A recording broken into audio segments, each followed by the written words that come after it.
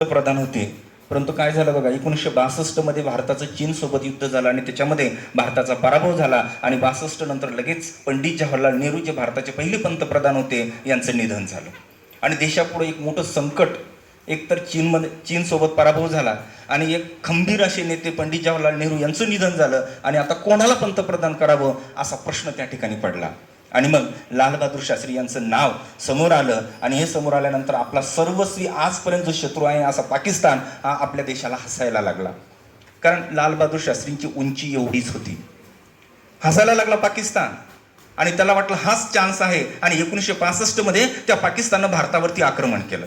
बघा, 62 मध्ये भारत हारला, 63 मध्ये पंडित जवाहरलाल नेहरू यांचं निधन झालं, लालबहादूर शास्त्री पंतप्रधान झाले आणि एवढीशीच व्यक्ती ही पंतप्रधान झाली आणि म्हणून पाकिस्ताननं भारतावर आक्रमण केलं आणि लालबहादूर शास्त्रीने एवढं तडाख्यात उत्तर दिलं की 90,000 सैनिक जिवंत पकडले पाकिस्तानचे आणि पाकिस्तान त्या युद्धामध्ये हारला. आणि म्हणून त्यांना असं म्हटलं जातं, मूर्ती लहान पण कीर्ती महान, जय जवान जय किसान हा नारा देणारे ते आपल्या देशाचे पंतप्रधान होते. आणि या दोघांच्या जयंतीनिमित्त आपण हा प्रोग्राम जो आयोजित केला आणि या प्रोग्रामसाठी अजून एक प्रमुख पाहुणे म्हणजे आजच्या कार्यक्रमाचे उद्घाटन यांना आपण या ठिकाणी निमंत्रित केलेलं आहे. त्यांना निमंत्रित करण्याचं कारण असं, हे आपलं सौभाग्य आहे की ते आपल्या या ठिकाणी आलेले आहे. कारण त्यांचा व्यासंग हा खूप मोठ्या हजारो लाखो पब्लिक समोर भाषण देण्याचा त्यांचा व्यासंग आहे. आपले खूप छोट्या पब्लिक समोर ते या ठिकाणी उपस्थित आहे, हे आपलं भाग्य आहे.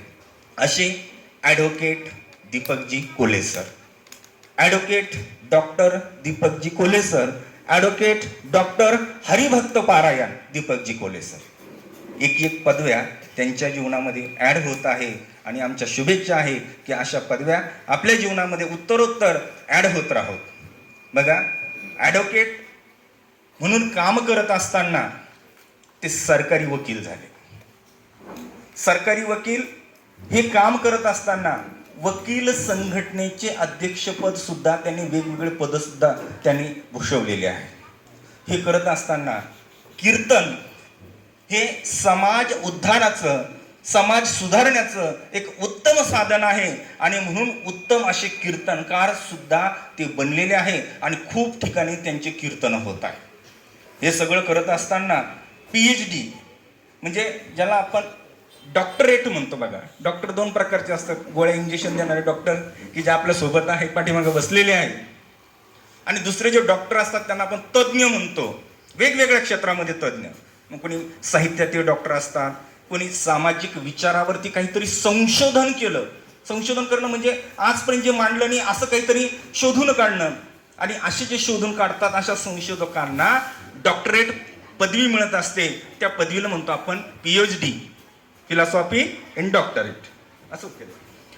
तर अशी पदवीचा अभ्यास करत असताना त्यांना PhD प्रदान करण्यात आली आणि ही PhD त्यांनी डॉक्टर बाबासाहेब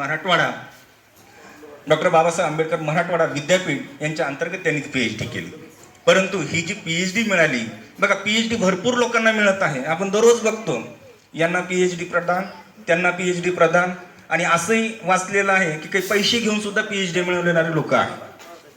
परंतु कोल्हे सरांनी ही जी PhD मिळवली, बघा, आपल्या महाराष्ट्र राज्यातील एकमेव लॉ क्षेत्रामध्ये सरकारी वकील असताना, बघा, आजपर्यंत आपल्या महाराष्ट्र राज्यात लॉ या क्षेत्रामध्ये ही पदवी एकाही व्यक्तीला मिळालेली नाही. अशी पदवी ॲडव्होकेट दीपक कोल्हे सर यांना मिळालेली आहे आणि म्हणून त्यांचं स्पेशल सत्काराचं आयोजन या कार्यक्रमानिमित्त केलेलं आहे. अँटी करप्शन लॉ हा त्यांचा विषय होता आणि तुम्हाला जसं की सांगितलं की महाराष्ट्रातील सर्वात पहिली व्यक्ती आहे की ज्यांना PhD लॉ या क्षेत्रामध्ये म्हणजे वकिली या क्षेत्रामध्ये त्यांना मिळालेली आहे आणि म्हणून त्यांच्या सत्काराचा कार्यक्रम आपण या ठिकाणी केलेला आहे. यासोबतच यशवंतराव चव्हाण सेंटर जालना जिल्हा केंद्र जालना याचे सदस्य सुद्धा ते आहेत आणि या वेगवेगळ्या सामाजिक उपक्रमामध्ये ते सातत्यानं सहभागी असतात. त्यांच्यासोबत आपल्या संस्थेचे रणजित सर आहे, हे सुद्धा सहभागी असतात. आणि म्हणून प्रमुख पाहुण्यांना मी अशी विनंती करतो की त्यांनी विशेष असा सत्कार ॲडव्होकेट दीपकजी कोल्हे सर यांचा करावा. यासोबतच मी उढाण सर यांनाही अशी विनंती करतो की त्यांनी या सत्कारासाठी समोर यावं, कारण दीपकजी कोल्हे सर यांच्यासोबत सुद्धा ते सातत्यानं शाळेच्या बाहेर कार्यरत असतात, यशवंतराव चव्हाण सेंटरच्या विविध कार्यक्रमामध्ये. म्हणून प्रमुख पाहुण्यांना, आजच्या कार्यक्रमाच्या अध्यक्षांना मी अशी विनंती करतो की त्यांनी ॲडव्होकेट दीपकजी कोल्हे सर 2 अक्टूबर महात्मा गांधी जयंती व लाल बहादुर शास्त्री जयंती के जन्मदिन अवसर पर मैं आप सभी का तहे दिल से स्वागत करता हूँ। ज्ञानज्योत शिक्षण संस्था, ज्ञानज्योत प्राथमिक व माध्यमिक विद्यालय जालना व जेमस्टोन वर्ल्ड स्कूल CBSE या दोन्ही शाळेकडून व ज्ञानज्योत शिक्षण संस्थेकडून मी आपलं सर्वांचं स्वागत करतो। आज या जयंतीपर कार्यक्रमासाठी आपल्याला सन्माननीय अतिथी जे लाभलेत ते सन्माननीय भोसले सर, सन्माननीय पारे सर व जे आज उद्घाटक आहेत व आजच्या कार्यक्रमाच्या सत्कार मूर्ती म्हणून जे आपल्याला इथे लाभलेत ते सन्माननीय आमचे मित्र गुरुवर्य यशवंतराव चव्हाण सेंटर जालनाचे सन्माननीय सदस्य ॲडव्होकेट दीपक कोल्हे सर,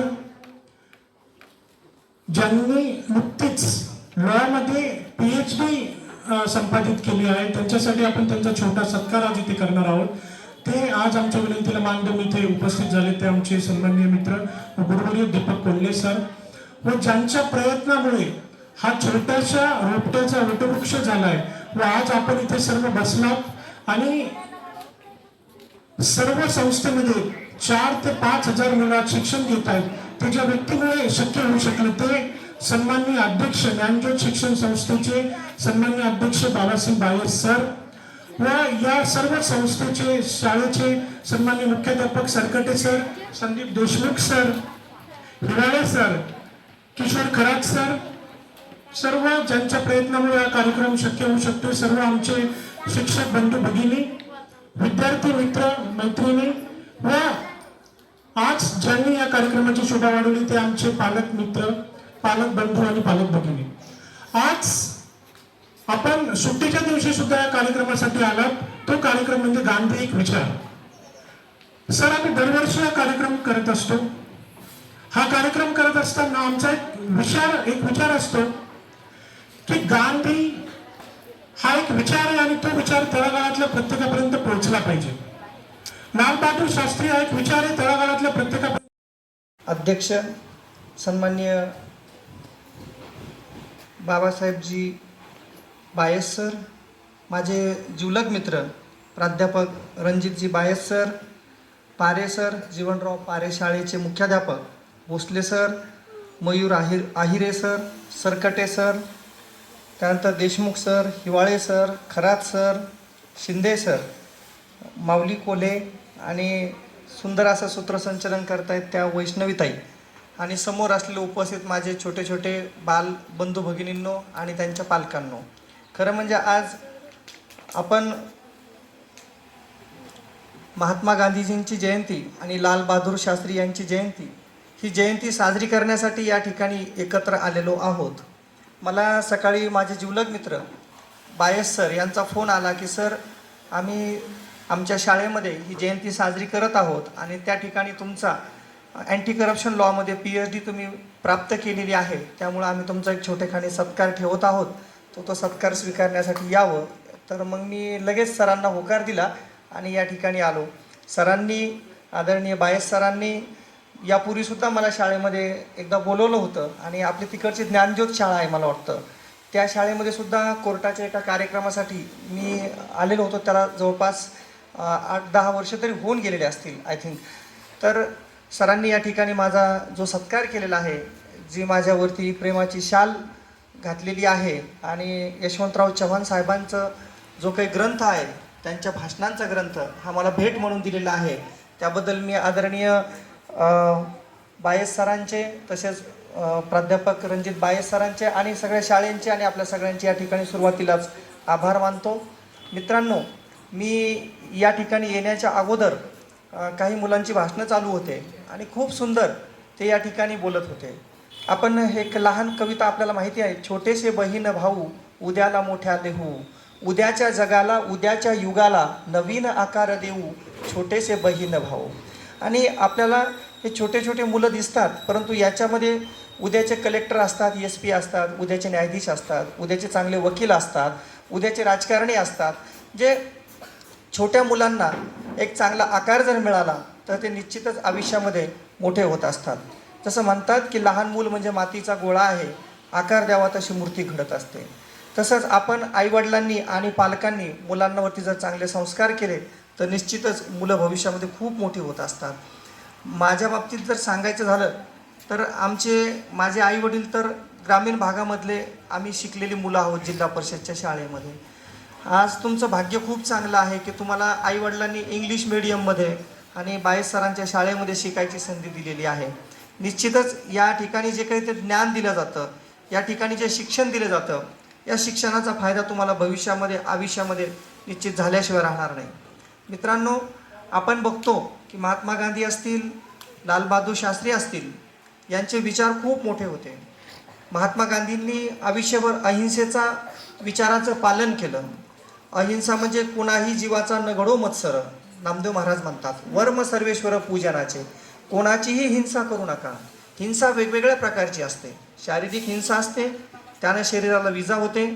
दुसरी मानसिक हिंसा असते. मानसिक हिंसा म्हणजे कोणाला तरी अपमानास्पद वागणूक देणे, कोणाला तरी खालीवर बोलणे, म्हणजे वाचिक, म्हणजे काही हिंसा ही हातानं किंवा इंजुरी ज्या आहेत त्या शस्त्रानं होतात, तर काही इंजुरीज ह्या मनाला लागलेल्या असतात, हृदयाला लागलेल्या असतात, त्या इंजुरी शब्दानं होत असतात. आणि म्हणून आपण कोणत्याही प्रकारे कायिक, वाचिक, मानसिक अशा कोणत्याही प्रकारे समोरच्याला इंजुरी, हिंसा झाली नाही पाहिजे, यासाठी आपण सगळ्यांनी पालन केलं पाहिजे. अहिंसेचे पुजारी आपण सगळे झालो पाहिजेत. आता एक ताई बोलल्या होत्या आत्ता की साबरमती के संत तुने कर दिया कमाल, आहे ना. म्हणजे शस्त्र हातात न घेता त्यांनी ही जी काही क्रांती केलेली आहे, ही एक सगळी अहिंसेची ताकद आहे. हिंसा कुणालाच आवडत नाही, आणि जे हिंसा करतात ना त्यांची रवानगी जेलमध्ये होत असते. आणि जेलमध्ये मग तिथं गव्हर्नमेंट सगळं त्यांना अन्न, पाणी, वस्त्र, निवारा सगळं देत असतं. आणि मग त्या ठिकाणी गेल्याच्या नंतर त्यांना आपण घरी कधी जातो असे त्यांची हावभाव असतात.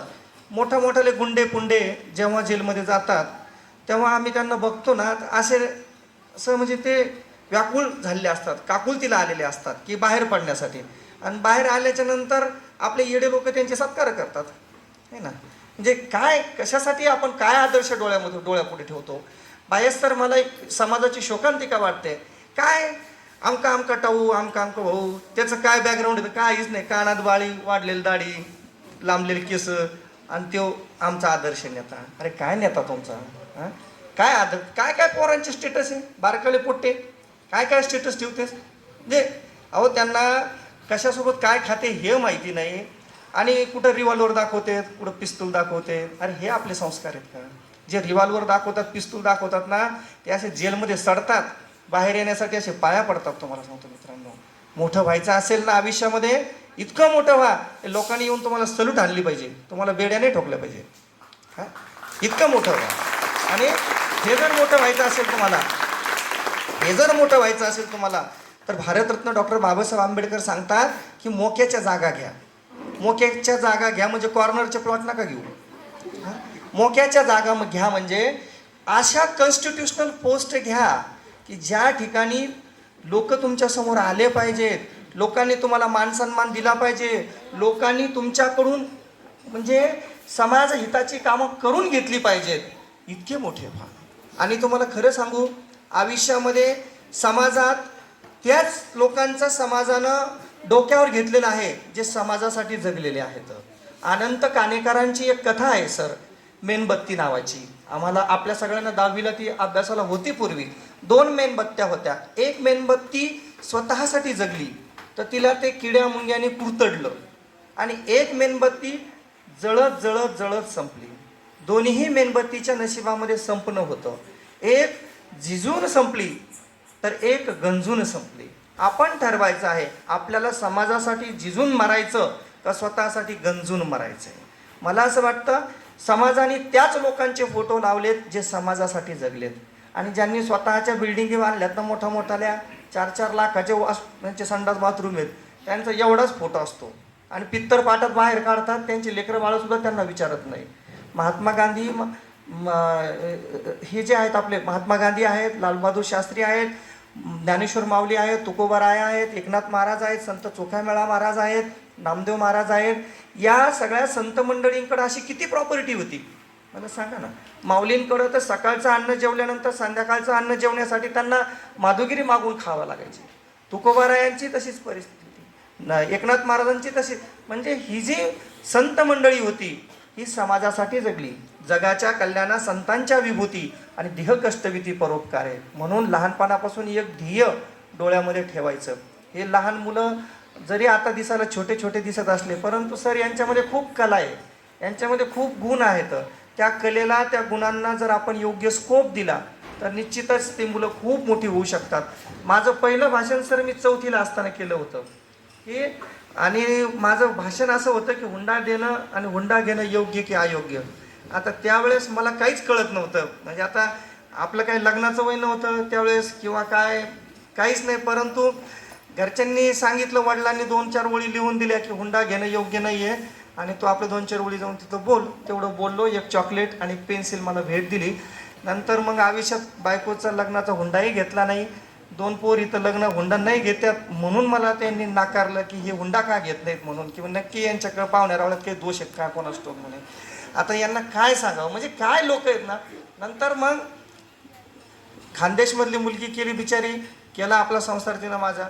सांगायचं तात्पर्य एवढंच की आपण ज्यावेळेस समाजामध्ये चांगलं पावलं उचलत असतो त्यावेळेस लोक आपल्याला म्हणत असतात की हे असंच का बरं करायला लागले, काहीतरी प्रॉब्लेम दिसतो बरं का, काहीतरी अडचण दिसते बरं का. आता आपल्यात अडचण काहीच नसती परंतु आपण एक चांगला समाजाचा पायंडा पाडायला प्रयत्न करत असतो. सावित्रीबाई फुलेंनी शिक्षण सुरू केलं, चिखल फेकून मारला लोकांनी आहे ना. 6 विद्यार्थी त्यावेळेस त्या शाळेमध्ये होते. आज सगळ्या या सावित्रीची लेखी या ठिकाणी शिकत आहेत. याचं श्रेय सगळं सावित्रीबाई फुलेंना जातं, महात्मा ज्योतिबा फुलेंना जातं. म्हणून आपण मुलांना चांगलं शिकलं पाहिजे आणि लहानपणापासून एक डोळ्यामध्ये ध्येय ठेवलं पाहिजे की मी आयुष्यात खूप मोठा होईल. काय म्हटलं पाहिजे, मी आयुष्यात खूप मोठा होईल. जिजाऊ माता संभाजी महाराजांना असं म्हणायच्या, या राजे बाळराजे, तर ते असं राजासारखं आयटीत यायचे. आपले म्हणते ई गोट्या ई पिंट्या, ते असं गोट्यासारखंच गुंगळत येतं. अहो नावात असा रुबाबपणा असला पाहिजे. आणि येताना कसं असतं सर, खरं सांगू का, काही मी आता बरेच बघतो IAS अधिकारी IPS अधिकारी, तुमची एक बॉडी लँग्वेज असती पहा. आता मी शोकांतिका म्हणून सांगत नाही सर. आता काही वेळेस काय होतं, आमच्या कोर्टामध्ये बरीच रिटायर झाल्यानंतरची काही मंडळी वकील झालेली असते बरं का सर. आणि मग ती वकील झाल्याच्या नंतर जेव्हा ती काही जजेस समोर जातात किंवा जातात तर त्यांच्यातला जो काही तो पूर्वीचा क्लरिकलपणा आहे तो गेलेलाच नसतो, कळलं का. ते जरी नंतर आफ्टर रिटायरमेंट वकील झाले तरी तो जो क्लरिकलपणा आहे तो अंगात जाईल. माणसानं असं रुबाबात असलं पाहिजे. म्हणजे नाहीतर काय येते, क्यों हिल रहा बोले मेरी बॉडी वैसी है ना. म्हणजे आपण आपल्या व्यक्तिमत्वावरती वेळ दिला पाहिजे, आपलं व्यक्तिमत्व चांगलं ठेवलं पाहिजे, चांगले कपडे घातले पाहिजे. फाटके तुटके काय असताना आपण शिवून सावून धुवून धावून नीट नाटके ते सगळे घातले पाहिजे. नखं काढले पाहिजे, कटिंग केली पाहिजे, हातपाय घासले पाहिजे, नाही तर आपले इदऱ्यासारखे निघाले. हे अशा गोष्टी नाही केल्या पाहिजेत. ह्या लहान मुलांचं संस्कार करणं गरजेचं आहे. सर तुम्हाला सांगतो, आपल्याकडे लोक प्रॉपर्टी कमवतात परंतु ही प्रॉपर्टी आपल्याला संपत्ती वाटते, परंतु मी याच्या पुढचा एक विचार सांगतो, संस्कार ही त्याच्यापेक्षा मोठी प्रॉपर्टी आहे जी आपण संस्काराला प्रॉपर्टी मानत नाही. आपण जेव्हा संस्काराला प्रॉपर्टी मानायला सुरुवात करतो ना त्या दिवशी तुम्हाला सांगतो आपल्याकडे असलेली जी प्रॉपर्टी आहे त्याच्यावरती एक असा टोप बसवल्यासारखं होईल, त्याच्यावरती ते एक असं शिखर केल्यासारखं होईल. म्हणजे असं त्याच्यावरती एक काय म्हणतात, चांद पे सुहागा असं काहीतरी म्हण येते, ते एक चांगल्या गोष्टी केल्यासारख्या होईल. म्हणून मित्रांनो, मुलींनो, तुम्ही सुद्धा लक्ष द्या इकडं. चांगला अभ्यास करायचा, गुरुजनांचं ऐकायचं, आईवडिलांचं ऐकायचं, मी आता परत एकदा सांगतो सर, आम्ही जिल्हा परिषदच्या शाळेत शिकलो. आम्हाला 7वी पर्यंत this is Gopal and that is Sita, याच्या पुढे इंग्रजी येत नव्हती है ना. परंतु LLMला मी विद्यापीठात 4 विषयात फर्स्ट आलो. त्याच्यानंतर जिल्हा सरकारी वकील म्हणून 10 वर्षापासून काम करतोय. आणि अँटी करप्शन लॉ, सगळे जग घाबरतं अँटी करप्शनला, भारतात तर सगळे घाबरतात अँटी करप्शनला. आमच्या त्या अँटी करप्शनची केसेस सुरू झाल्या ना बाहेर सर, तर 2-2 तास चीफ चालतात त्याच्या. त्या अँटी करप्शन लॉमध्ये मी डॉक्टरेट मिळवली. म्हणजे मला जिल्हा परिषद ते डॉक्टरेट. हा जर प्रवास पाहिला तर हा प्रवास फक्त कष्टातून, आईवडिलांच्या आशीर्वाद, गुरुजनांच्या आशीर्वाद याच्यातून निर्माण झालेला असतो. आणि सगळ्यात महत्त्वाचं एक जे असतं मित्रांनो, मुलांनो, आपल्यामध्ये नम्रता ठेवा. आपल्या आईबापाशी उद्धटपणे वागू नका.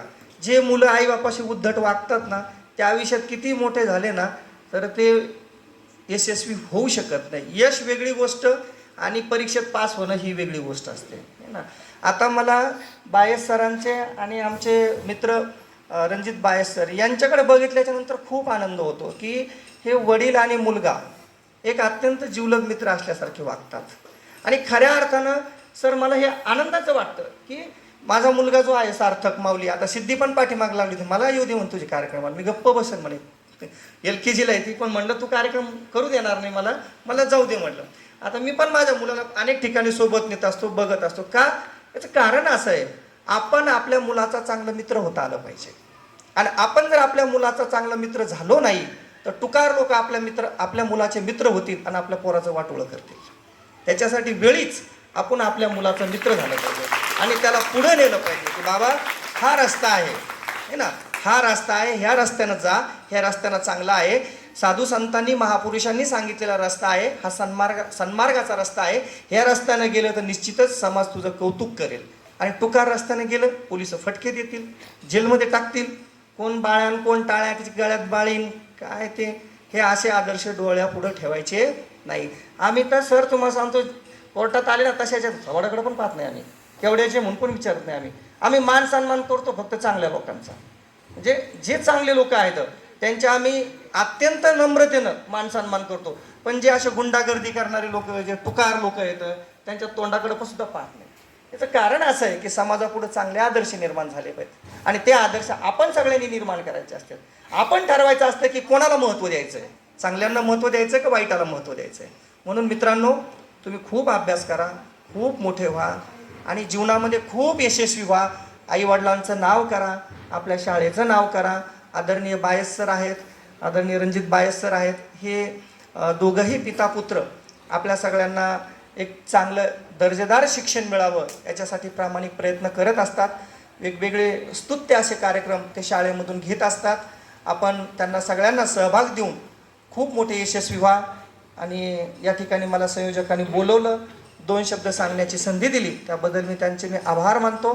परंतु एक आभार मानण्याच्या पूर्वी एक सुंदर असं कविता आहे, ती मला सांगायचं मोह आवरत नाही, जी मी स्वतः लिहिलेली आहे BA फर्स्ट इयरला असताना. की आपण चित्रांची पूजा करतो, परंतु चित्रांची पूजा करत असताना चित्रांची पूजा नक्कीच करावी, परंतु त्यांच्या जीवनाचे जे सूत्र असतात त्या सूत्रांची पूजा करून ते सूत्र जर आपल्या जीवनामध्ये त्याची अंमलबजावणी केली तर निश्चित आपण यशस्वी होत असतो. कोणतेही महापुरुष असतील किंवा हे असतील, ते सुंदर दिसत होते म्हणून किंवा काय हे होते म्हणून ते मोठे झालेले नसतात. त्यांनी विचार समाजाला दिलेला असतो. म्हणतात ना, विचारांनीच पेटतात घरदाराने अगदी माणसंसुद्धा. विचार नसते तर आले नसते जवळ, कोणी गेले नसते दूर. विचार पाहिजे, विचार चांगला करा, खूप चांगलं होईल. तो विचार चांगला करण्यासाठी तुमचं काही मीटर जळतं का, काही व्हाउचर मारावं लागतं का, काही इलेक्ट्रिसिटीचं बिल जळतं का, काही नाही. चांगला विचार करा, सद्बुद्धी देवाला मागायची. हे देवा मला सद्बुद्धी दे, सद्विवेक दे, ज्ञान दे, भक्ती दे, वैराग्य दे आणि चांगलं काम माझ्याकडून आयुष्यात करून घे, ही प्रार्थना रोज ईश्वराला तुम्ही केली पाहिजे. कविता अशी होती, पुतळा. चौकातला पुतळा केविलवाण्या स्वरात म्हणाला. मी BA फर्स्ट इयरला असताना केलेली ही कविता आहे. सर, चौकातला पुतळा केविलवाण्या स्वरात म्हणाला, मला इथं कशासाठी उभा केलं, रस्ते दाखविण्यासाठी की ट्रॅफिक नीट होण्यासाठी. चौकातला पुतळा केविलवाण्या स्वरात म्हणाला, मला इथं कशासाठी उभा केलं, रस्ते दाखविण्यासाठी की ट्रॅफिक नीट होण्यासाठी. पायथ्याशी बसणाऱ्यांच्या गप्पा इंदिरा राजीवची हत्या, बॉम्बस्फोट, सेक्स स्कॅन्डलची वृत्ते, महिलेची अब्रू, नेत्याचा घोटाळा, हे सर्व कानावर पडतं. तर कधी कोणी खेटराची माळ गळ्यात घालतं, दुसऱ्या दिवशी रक्त सांडतं, कर्फ्यू लागतो, जाळपोळ होते, सर्वच विनाशकारी भासतं. खरंच माझा पुतळा न उभारता माझे आचार विचार पाळले असते तरी मला मिळालं असते, पण सर्वच व्यर्थ. खरंच सांगा ना हो, मला कशासाठी उभा केलं या चौकात. धन्यवाद. मला परत एकदा मी आदरणीय बायस सरांचे आणि आपल्या सगळ्या हे जे स्कूल आहे त्या स्कूलचे मी खूप खूप आभार मानतो. बऱ्याच वेळचे तुम्ही तात्काळले आहात आणि माझं भाषण इच्छा असो नसो तुम्ही गेस्ट म्हणून बोलवलं आणि ऐकलेलं आहात. नाही तर असं नाही व्हावं की एखाद्यानं म्हणावं की सर तुम्ही बऱ्याच वेळचे बोलत आहात, घड्याळ तर बघायची हातामधली. तर दुसरा म्हटला घड्याळ सोडावं, पाठीमागे कॅलेंडर आहे ते तर बघायचं. तुम्ही माता पिता आपल्या लेकरांचं कौतुक ऐकण्यासाठी आणि ते पाहण्यासाठी खऱ्या अर्थाने या ठिकाणी आलेले आहात. खूप सुंदर भाषणं माझ्या छोट्या बहीण भावांनी केलेले आहेत. त्यांना खूप खूप शुभेच्छा देतो. सरांचे आभार मानतो. धन्यवाद. शास्त्री यांच्या प्रतिमेला अभिवादन करतो. आज आपण या जयंतीचं औचित्य साधून जे व्यक्तिमत्व आत्ताच आपल्यासमोर उभं होतं आणि त्यांनी बरंच प्रबोधनाचं काम केलेलं आणि करत असतात, त्यांचं आपण आत्ताच त्यांनी PhD संपादन केल्यामुळं त्यांचं आपल्या शाळेकडून आपल्या संस्थेकडून सत्कार करणं बऱ्याच दिवसाचं आमच्या लक्षात होतं आणि त्या औचित्य साधून आपण आज तो कार्यक्रम ठेवला आणि आवर्जून त्या कार्यक्रमाला आज ते उपस्थित आहेत असे ॲडव्होकेट दीपकजी कोल्हे साहेब, पारे विद्यालयाचे मुख्याध्यापक श्री पारे सर, दुसरे पाहुणे Raje Bhosale sir, Mayur sir, Shinde sir, सर्व उपस्थित मंचवरील रणजितजी बायस, आपले संदीप सर, सर्व शिक्षक बांधव भगिनी आणि माझ्या बाल विद्यार्थी बांधव भगिनींनो, सरांनी आपल्याला व्यवस्थित यशोतीच असं मार्गदर्शन केलेलं आहे. त्यांचं म्हणणंच ते आहे की जयंती अगर पुण्यतिथी आपण कार्यक्रम करण्याचा पाठीमागचा हेतूच असा असतो की आपण त्यांचे काहीतरी आचार विचार आपल्या आचरणात आणले पाहिजेत. आपल्याला हे कार्यक्रम घेण्याचा मूळ उद्देशच असा असतो की आपण आपल्या जीवनात परिवर्तन करण्यासाठी ह्या गोष्टी खूप महत्त्वाच्या आहेत. सरांनी सांगितलं आहे, तुम्ही खूप मोठे व्हा, तुम्ही कुठेतरी कॉर्नर घ्या म्हणजे ते कॉर्नरचा प्लॉट घ्या, जागा घ्या, घर बांधा, अशापेक्षा तुम्ही कुठंतरी चांगली जागा हस्तगत करा, मिळवा की आपण समाजासाठी आपण इतरांसाठी काय करू शकतो.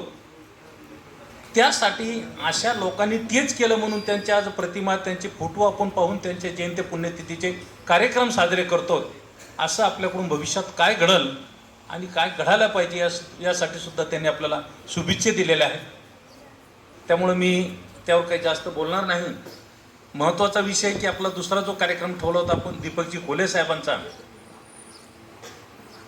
आपल्याला निश्चितच आम्ही आमच्याकडं मी यशस्वी कसा झालो असा कार्यक्रम घेत असतो, पण मला निश्चित असं आठवलं की तुमच्यासारख्या माणसात जर असा कार्यक्रम ठेवला असता तर निश्चितच मुलांना आज तुम्ही थोडक्यामध्ये सुद्धा एवढं व्यवस्थित मांडणी केली की मी जिल्हा परिषदमध्ये शिक्षण घेतलं आणि आमचं म्हणण्याचा उद्देशच तो असतो की मुलांना कुठं स्फूर्ती मिळावी, मुलांची महत्त्वाकांक्षा वाढावी, मुलांनी त्या पद्धतीनं प्रयत्न करावेत की कुठला व्यक्ती एखाद्या जिल्हा परिषद शाळेत शिकतो आणि तो एवढा मोठा होतो, हेच त्यांच्या पुढं मांडणी करायची असते ना. आज त्या पद्धतीने आपण ती सुद्धा मांडणी केलेली आहे की आपल्यासारखा माणूस म्हणजे कुठून कुठपर्यंत पोहोचलेला आहे आणि त्यामुळंच आम्ही ठरवलं होतं की आपल्याला निश्चित अशा व्यक्तिमत्वाचं आपल्या हातून छोट्याखानी सत्कार करणं आवश्यक आहे. की त्यांनी सांगितलं की आपल्या खरं सरने त्यांचा परिचय खूप सुंदर करून दिला की ते ॲडव्होकेट आहेत, ते महाराज आहेत, ते त्याच्यानंतर आता डॉक्टरही झालेत. म्हणजे ह्या गोष्टी कशा हस्तगत केल्यात, कारण आता PhD अशा विषयामध्ये PhD आहेत, भरपूर आहेत, किंवा त्यांच्या लॉमध्ये सुद्धा बरेच काही लोक PhD होऊ लागलेत. पण विशेष म्हणजे अँटी करप्शन हा शब्द ज्यांना माहीत असेल त्यांना निश्चित त्याचं महत्त्व कळतंय की तो शब्द ऐकला तर माणसाला घाबरतोय माणूस जे नोकरी करतात ते. आणि अशा अवघड विषयात त्यांनी आपली PhD केलेली आहे आणि त्यामुळे निश्चित ते सत्कारास पात्र आहेत. म्हणून आपल्या संस्थेने शाळेने आपण त्यांच्या छोटाखानी कार्यक्रम ठेवला होता आणि त्यांनी तो स्वीकारला. मी निश्चितच पुन्हा त्यांचे त्याबद्दल सुद्धा धन्यवाद मानन.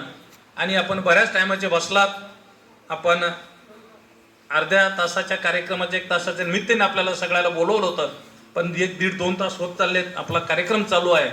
म्हणून मी आपल्या जयंतीच्या निमित्त आपल्याला सर्वांना शुभेच्छा देतो. आणि आपले पारे सर वगैरे सगळेच चीफ गेस्ट आलेत, त्यामुळे त्यांच्याही निश्चित धन्यवाद मानतो आणि आपला कार्यक्रम संपला मी असं जाहीर करतो. धन्यवाद.